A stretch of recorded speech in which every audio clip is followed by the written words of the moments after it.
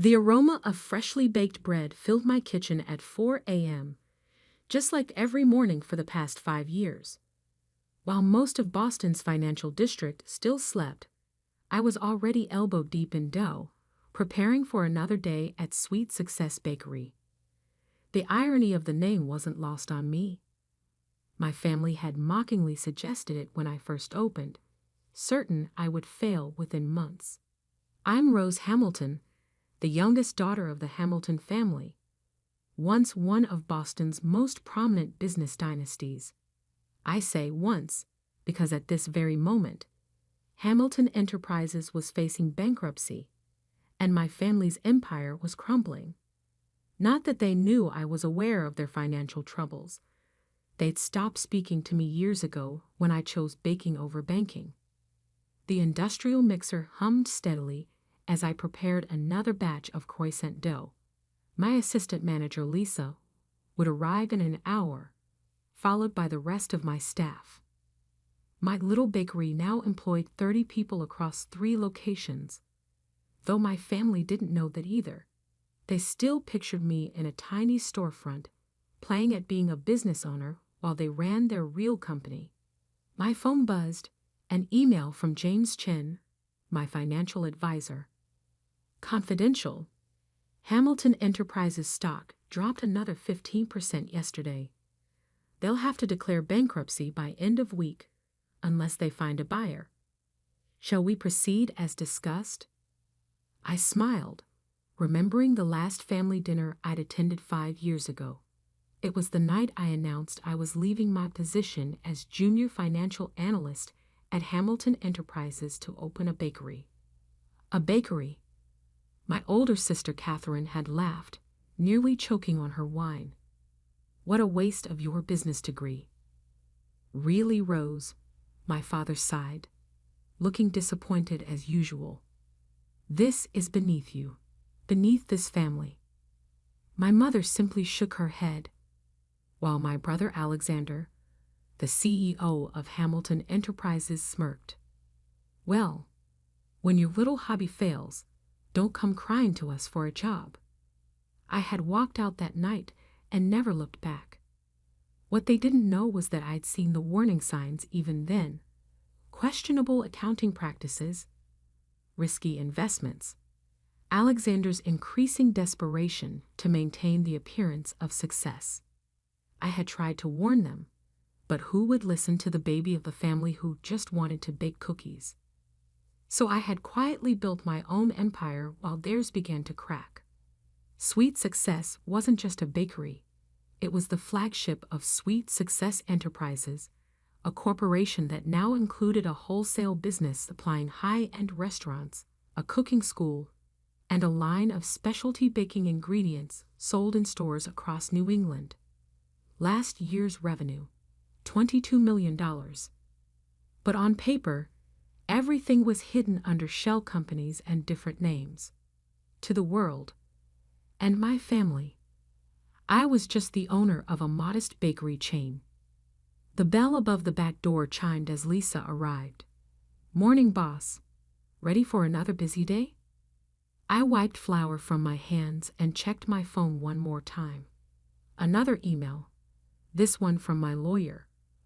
All paperwork in place. Ready to move whenever you give the word. More than ready, I replied to Lisa, thinking of the meeting I knew was coming. Soon, my family would have no choice but to turn to the one person they had underestimated all these years. The morning rush kept us busy, as usual. Executives from nearby financial firms lined up for our famous almond croissants and fresh brewed coffee. Several faces I recognized from Hamilton Enterprises. Mid-level managers who had no idea their company was about to implode, or that their CEO's little sister was the one serving them breakfast. Around 10 a.m., my phone rang, a number I hadn't seen in years. Catherine. Rose? Her voice had lost its usual condescending tone, replaced by barely concealed panic. We need to talk. It's important. I kept my voice neutral. I'm rather busy, Catherine. The bakery, you know. Please, she almost whispered. It's about the company. We need your help. I closed my eyes, savoring the moment I had known would come. I have a meeting with my wholesale suppliers at 2 p.m. I could meet you at 4. Thank you, she breathed. The company office? No, I said firmly. My office, above the bakery. There was a pause. I could almost hear her swallowing her pride. Fine, we'll be there. After hanging up, I called James. They're coming? Is everything ready? All set, he confirmed. I've prepared all the documentation showing exactly how Alex mismanaged the company. The board is already secretly on board with our plan. They just need your family to agree. I thanked him and went back to work, losing myself in the rhythm of baking. People often asked why I still worked in the kitchen when I could afford to step back. The truth was, I found peace in the precision of pastry, the chemistry of baking. While Alexander had played with numbers to make failures look like successes, I had built something real, something people could taste and touch and enjoy. At 3:55 p.m., I changed out of my flour-dusted chef's coat into a crisp black blazer. I had just settled behind my desk when Lisa knocked. They're here, she said, trying to hide her excitement. She was one of the few who knew the full story. All 3 of them. I nodded. Send them up.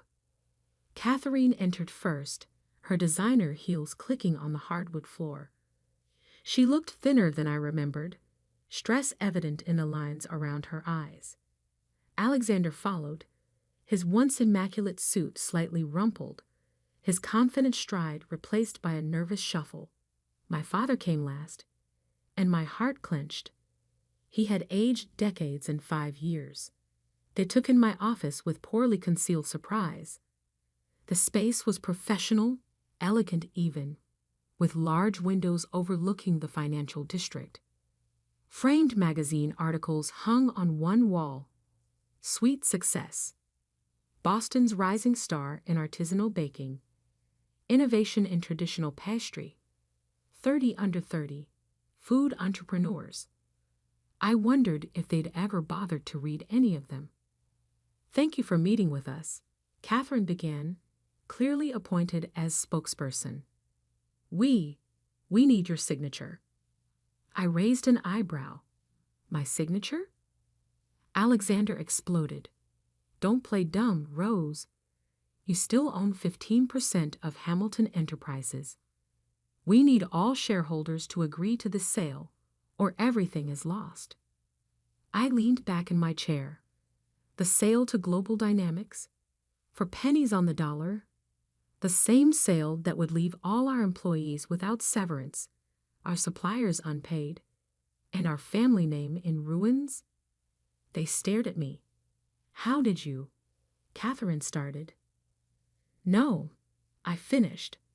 I may have left the company, but I never stopped watching.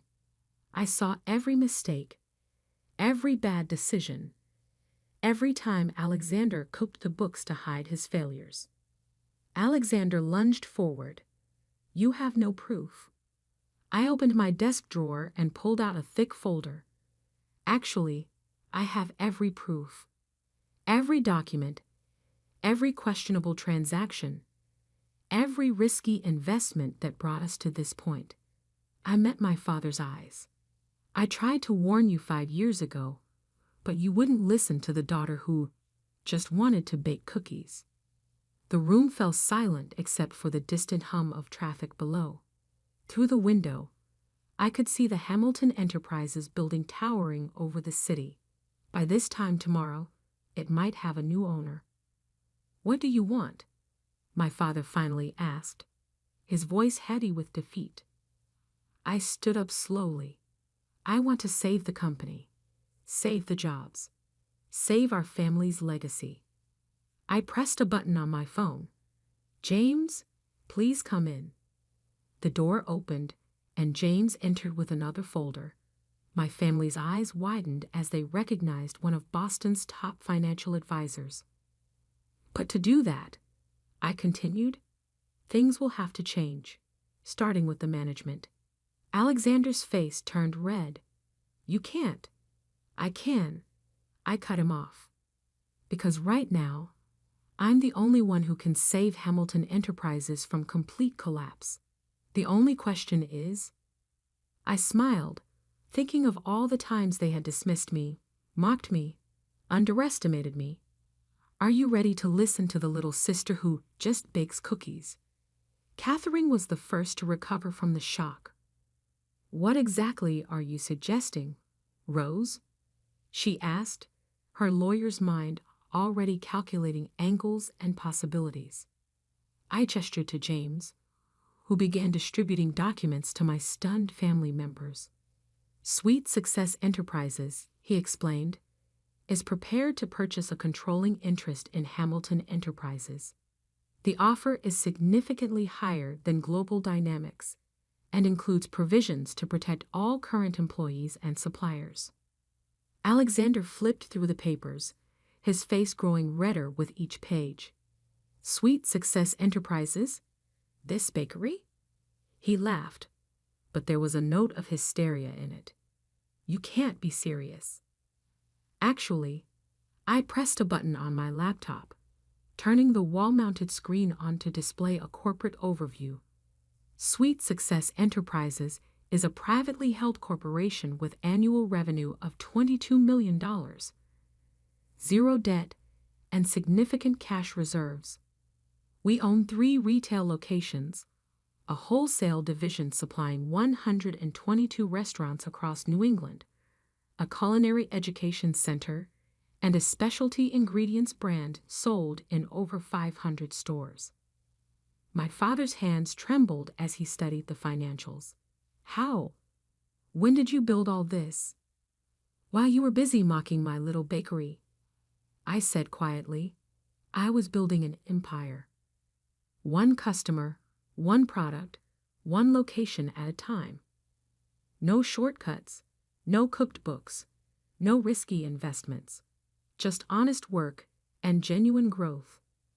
Catherine's legal training kicked in. Who owns Sweet Success Enterprises? I do, I replied simply. Through a series of holding companies that kept my name off any public documents. I wanted to succeed or fail on my own merits, not the Hamilton name. Alexander slammed his hand on my desk. This is ridiculous. You're trying to steal my company. Your company? I stood up slowly.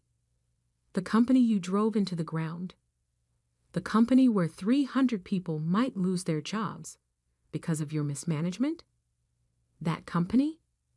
James cleared his throat. The board has already been briefed on our proposal. They're quite enthusiastic about it. You went behind my back to the board.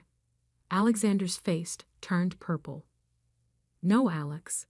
The board came to us. I pulled up another document on the screen. Dozens of emails from board members expressing concerns about Alexander's leadership. They've been watching you spiral for years. They just needed a viable alternative.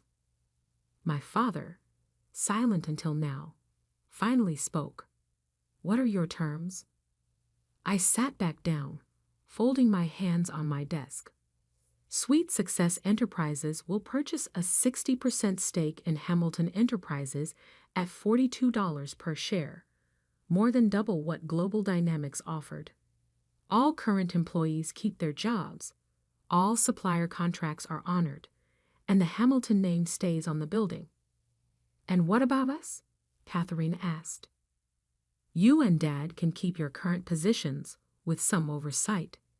As for Alexander, I met my brother's furious gaze.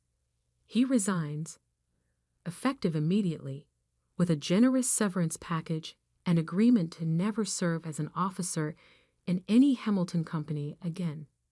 You can't do this to me, Alexander shouted.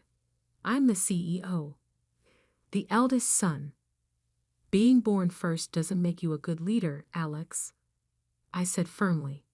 Your decisions have brought us to this point. The only question now is whether you want to leave with dignity and wealth or face criminal charges for financial fraud. The room fell silent except for Alexander's heavy breathing. Catherine studied the offer documents with her lawyer's eye, while my father seemed to age another decade in his chair. The board meeting is tomorrow at 9 a.m., James added. They'll vote on either this proposal or bankruptcy. Those are the only options left. My father stood up suddenly. I need to make some calls. Of course. I gestured to a private office adjacent to mine. Use my conference room. As he walked out, I saw him glance at the magazine covers on my wall, really seeing them for the first time. His expression was unreadable. Catherine followed him, already on her phone, likely calling other shareholders. Alexander remained, staring at me with a mixture of hatred and disbelief. How long have you been planning this? He demanded. I haven't been planning anything, Alex. I've been building my own successful company while watching you destroy ours. The only difference is, I learned from Mom and Dad's real legacy. What legacy? He scoffed. Hard work, integrity, creating actual value instead of just moving numbers around. I stood up and walked to the window, looking out at the city we both loved. Did you know Mom started Hamilton Enterprises in our garage? Dad was still teaching high school then. They built it from nothing, one client at a time, just like I built Sweet Success. And now you're going to destroy everything they built. I turned back to him. No, Alex, I'm going to save it. From you. The next 12 hours passed in a blur of lawyers, documents, and negotiations. My father emerged from countless phone calls, looking exhausted but resigned. Catherine's legal expertise actually proved helpful as we hammered out the final details. Alexander alternated between rage and desperate bargaining, but in the end, faced with the choice between a generous exit package and potential criminal charges, he signed the resignation papers. At 9 a.m. sharp the next morning, I walked into the Hamilton Enterprises boardroom for the first time in 5 years. The same boardroom where I'd been patronized and dismissed as the baby of the family who didn't understand real business. The vote was unanimous.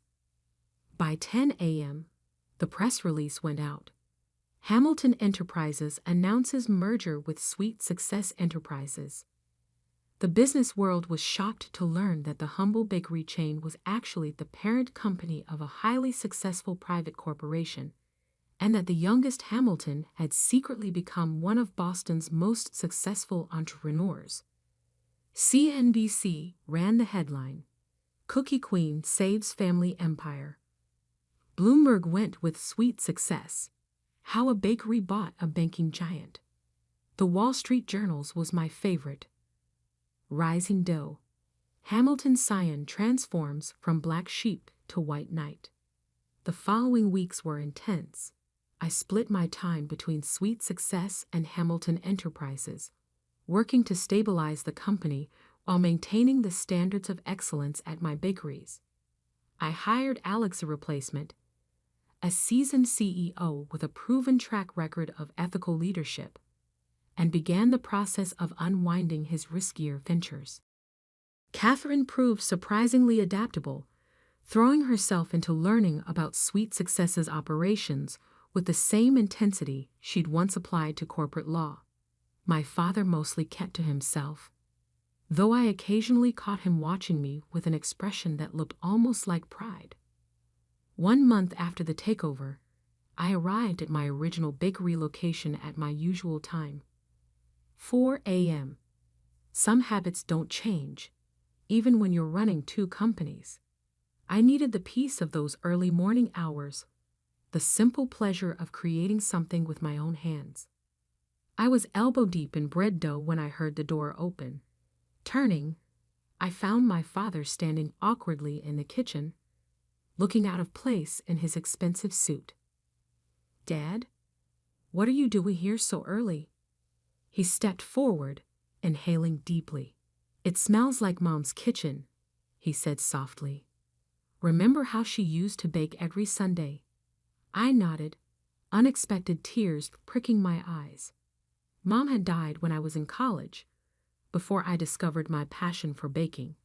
But those Sunday mornings, watching her create incredible pastries while explaining the chemistry behind them, had clearly influenced me more than I'd realized.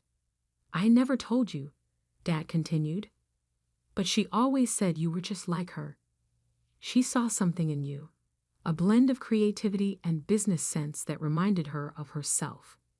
He picked up one of our signature almond croissants. "She would have loved this place." "Dad, no, let me finish." He set the croissant down carefully. "I was wrong, Rose. We all were.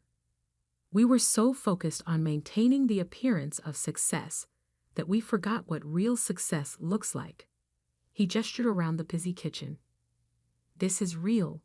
What you've built is real. And," he swallowed hard, "I'm proud of you." I wiped my flour-covered hands on my apron and hugged him, not caring about his expensive suit. For a moment, we were just father and daughter, surrounded by the smell of fresh bread and new beginnings. The next few months saw both companies flourish. Hamilton Enterprises' stock price recovered as confidence returned to the market. Sweet Success opened 2 new locations and launched a cookbook that became an instant bestseller.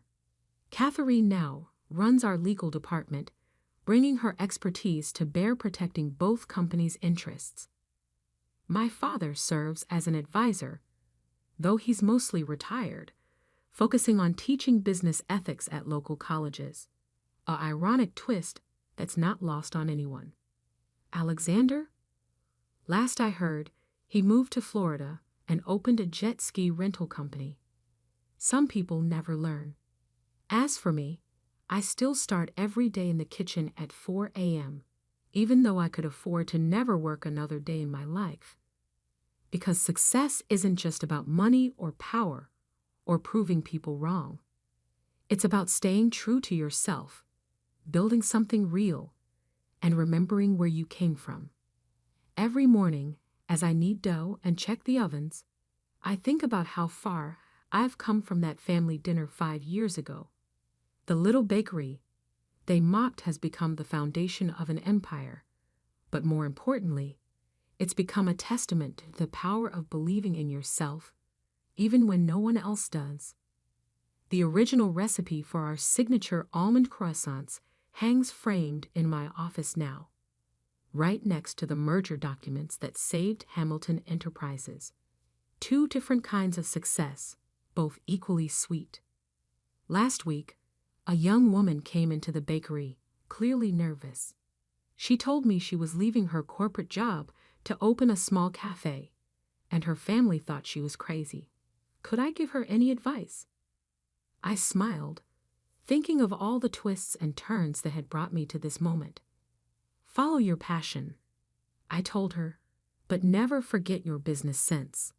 Success is like baking. It takes the right ingredients, careful measurement, perfect timing, and most importantly, patience." Then I gave her my card, my real card, the one with both company logos on it. Her eyes widened as she realized who I was. But most importantly, I added, "Don't let anyone tell you your dreams are too small. Sometimes the smallest seeds grow into the strongest trees." She left clutching my card like a talisman, standing a little straighter.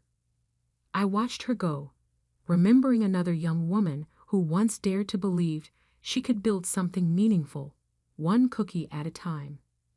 The smell of fresh bread filled the air, and somewhere in the financial district, the Hamilton Enterprises building caught the morning sun, its windows gleaming like possibility itself. Sweet success, indeed. The aroma of freshly baked bread filled my kitchen at 4 a.m., just like every morning for the past 5 years. While most of Boston's financial district still slept, I was already elbow-deep in dough, preparing for another day at Sweet Success Bakery. The irony of the name wasn't lost on me. My family had mockingly suggested it when I first opened, certain I would fail within months. I'm Rose Hamilton, the youngest daughter of the Hamilton family, once one of Boston's most prominent business dynasties. I say once, because at this very moment,